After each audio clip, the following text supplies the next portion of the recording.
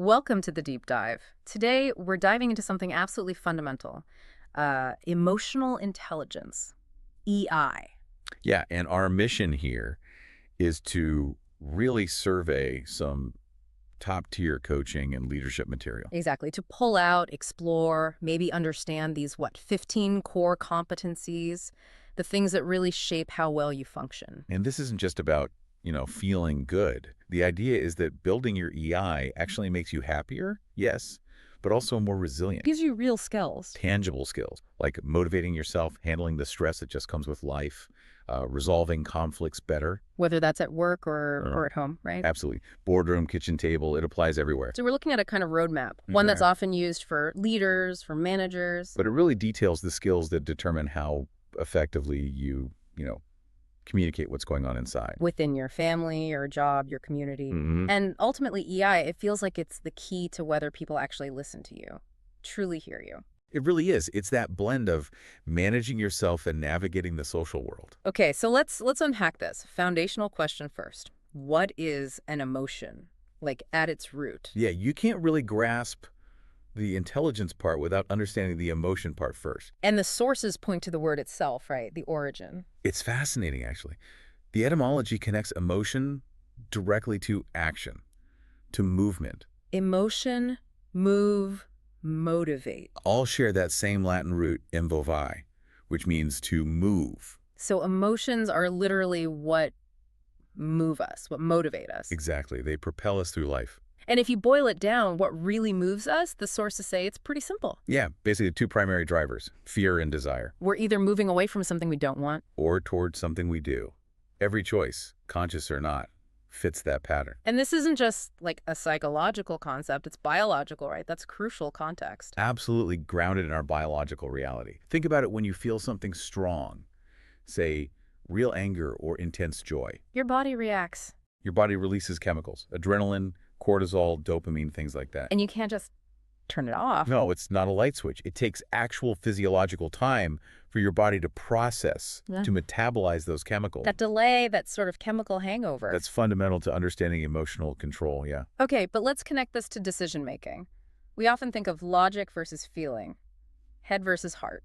Right, like they're separate systems. But the work of Antonio Damasio, that really challenged that idea, didn't it? Oh, completely.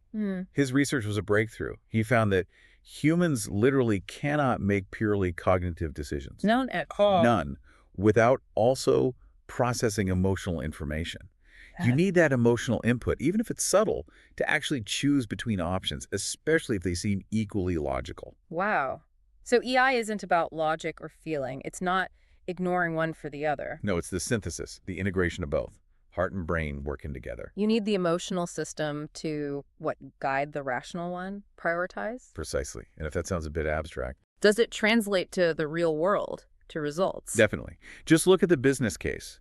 There's a group, the Consortium for Research on Emotional Intelligence in Organizations. Okay. They track this stuff. They link these soft skills to hard numbers. And they have that MetLife example, which is just perfect. Right. New salespeople, they tested them on learned optimism. Which is a core EI skill we'll get to. Exactly. And the ones who scored high? They sold, 37% more life insurance in their first 2 years? 37% more compared to the pessimists. That's huge, and it's purely down to that emotional competence, that ability to see a setback as temporary. That kind of difference, that 37%, it really proves we need a framework, a way to understand and maybe even teach these skills. So how do the sources structure it? We've got optimism, impulse control. Seems like a lot of different things. Well, the material we're drawing on synthesizes the main models. Baron, Solovey-Meyer, Goleman, and Boyatzis. And they boil it down to 15 core skills. 15 distinct competencies. Yeah. And while some models, like Goleman's, lean more towards workplace stuff. This framework seems broader, more personal. It includes deeper internal aspects like self-regard and happiness. So yeah, it's a really powerful tool for personal development too. Okay, 15 skills. How can we organize them? Make sense of them?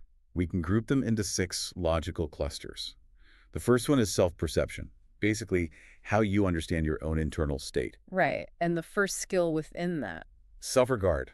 This is essentially liking yourself, just as you are. It includes self-confidence, self-respect. It's your internal foundation. Okay. Then comes emotional self-awareness. This one's absolutely key. It's knowing your own emotional patterns Like what you're feeling, why you're feeling it. and how strong that feeling actually is. You can't manage what you don't recognize, right? That makes sense.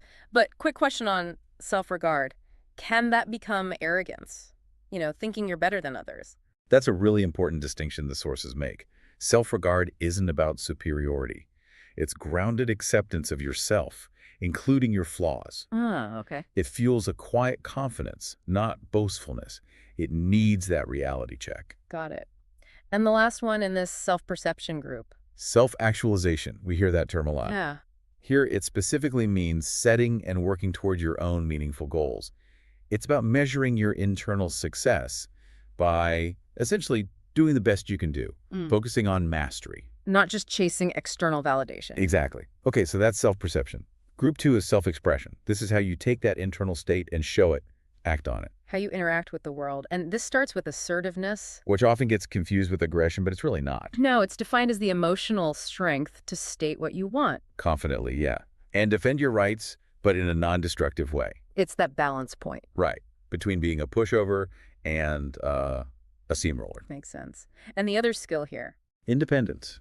This is your ability to make decisions based on your own assessment, your own judgment. Without constantly worrying about pleasing everyone or needing their approval. Precisely. Free from needing to satisfy everyone else's perceived emotional needs about your choices. Okay, but again, a potential pitfall. If you're super independent, don't you risk becoming isolated or ignoring good advice, especially if you're leading a team? Another good point. Independence isn't about shutting out input. It's about owning the final decision after considering that input. So you listen, you take advice. You might even seek out expert opinions, but you're not emotionally dependent on their agreement. You don't fold just because someone disagrees if your conviction is strong and informed. Ah, okay. It's about the internal locus of control for the decision. Exactly. Key distinction. Yeah. Right. Group 3, absolutely vital today. Stress management and control. Couldn't agree more. Where do we start? First is stress tolerance. This is your basic coping skill, how you handle life's inevitable bumps and bruises, the threats. And the sources mentioned stress comes from good things too, right? Like a promotion. Oh yeah, happy events, sad events, change itself causes stress. Stress tolerance is about keeping it from undermining your health, physical and emotional. And it's partner skill. Impulse control, so important. This is your ability to resist or delay an urge, an impulse to act. Like when you feel that buildup of nervous energy. Exactly. Can you regulate it? Or does it burst out as anger? Or maybe lead you to self-medicate? Or just distract yourself endlessly with shopping or TV? And these two are linked, I imagine. Deeply linked. If you have poor impulse control, you're constantly leaking energy in unhealthy ways. Which leaves you depleted when a real stressor hits. Right. You haven't built the reserves needed for stress tolerance. They really work together. Okay. Group 4 is adaptability. This feels like it's all about dealing with change and reality. That's it. And it starts with reality testing. Sounds simple. Yeah, just see things as they are. But it's surprisingly difficult. It means evaluating the situation based on objective criteria. Not how you wish it was. Or how you're afraid it might be. Seeing it clearly. Okay. And then building on that. Flexibility. If reality testing shows you things have changed, flexibility is the skill to shift gears quickly. Without digging your heels in. Yeah. Or protesting. Right. When reality changes, you change with it, without resistance. An inflexible person gets stuck arguing with the new facts. And the third part of adaptability.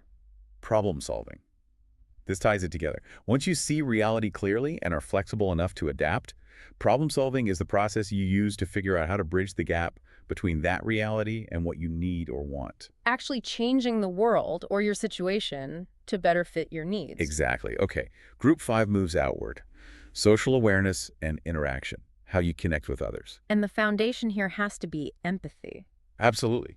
The ability to truly listen, to pay attention, to understand how others are feeling. And crucially, why they feel that way. Yes. And also how their feelings might change or evolve. It's deep listening. Then we have social responsibility. This is about recognizing that you're part of something bigger. A community, a team, society. And taking responsibility for the well-being of that larger group. Exactly. It requires discipline, putting effort into things that serve interests beyond just your own immediate needs. Okay. And the last one in the social group. Interpersonal relationships. Pretty straightforward. This is the skill shown in starting and, importantly, sustaining healthy mutual friendships and relationships. It's kind of the testing ground for all the other social skills. In many ways, yes. How well are empathy, assertiveness, etc. actually working in practice? Look at your relationships. Makes sense. All right, last group, number sauce, general mood. Just two competencies here. First, optimism. We saw this with the MetLife example. Right. It's the skill of positive expectancy. Holding on to a vision for potential improvement, even when things are tough. Believing setbacks are temporary. And finally, Happiness, which is defined here as the emotional skill of being, more or less, consistently content and satisfied in the present. but the bar in research adds an interesting twist, doesn't it? It's not just the goal. No, they suggest it's also a byproduct and/or barometric indicator of your overall EI. Like a gauge on a dashboard. Exactly. Your level of happiness often reflects how well integrated the other 14 skills are. It tells you how you're doing overall. 15 skills, 6 pillars. That's the map. That's the territory mapped out. But like you said, maps don't show the terrain, the real-world challenges. So let's bring this alive. Memorable examples. People or characters who really embody these skills under pressure. Great idea. Where should we start? Self-regard. Yeah, self-regard. The star performer example given is the Dalai Lama. Ah, interesting. Why him? Well, he asserts his intelligence, his moral authority, very effectively on a global stage. But without that ego, that self-importance that can make people seem arrogant. Exactly. It comes across as deep self-acceptance, projecting confidence, not needing to prove anything. That's a great example. And for a cinematic take, Think Jennifer Aniston in The Good Girl. Her character starts off feeling trapped, unsatisfied. The whole story is her journey of self-discovery. leading her to become more alive, more accepting of herself. Yeah, and her circumstances. It really shows that development of self-regard, moving from dissatisfaction to acceptance. Nice. Okay, what about assertiveness? Star performer, Dr. Martin Luther King Jr. Of course. His whole concept of somebodyness, that innate human worth, he used nonviolent direct action. To defend the rights of millions. It's the ultimate example of confident assertiveness, completely separate from aggression. Powerful. And the real performer, maybe a bit more unexpected, Who? Julia Roberts in Aaron Brockovich. Ah. Okay, I see it. Tenacious doesn't even begin to cover it. Right, down on her luck, single mom takes on this huge corporation. And wins the largest direct action settlement in U.S. history at the time. $333 million. All by relentlessly, assertively standing up for that community despite constant attacks. She really embodies it. Definitely. Okay, let's talk impulse control. We touched on the health risks. Yeah, that free-floating hostility in type A personalities linked to heart disease. This skill is literally about survival. So who exemplifies control under pressure? The classic example is Atticus Finch in To Kill a Mockingbird. Ah, the spitting scene. Exactly. Bob Ewell, the antagonist, spits right in his face in public. And Atticus, Mm-hmm. he just calmly takes out his handkerchief and wipes it off. Incredible restraint. He refuses to react automatically, to meet provocation with provocation. He creates that space between stimulus and response. That's mastery. Absolutely. That moment is the demonstration. Okay, one more deep dive example. Optimism. We know optimists see defeat differently. Temporary, external, not personal, makes them more resilient, more likely to innovate, to survive. And the star performer here is almost unparalleled. Nelson Mandela. Decades in prison. Yet never gave up that vision. He held on to the possibility of transformation for South Africa.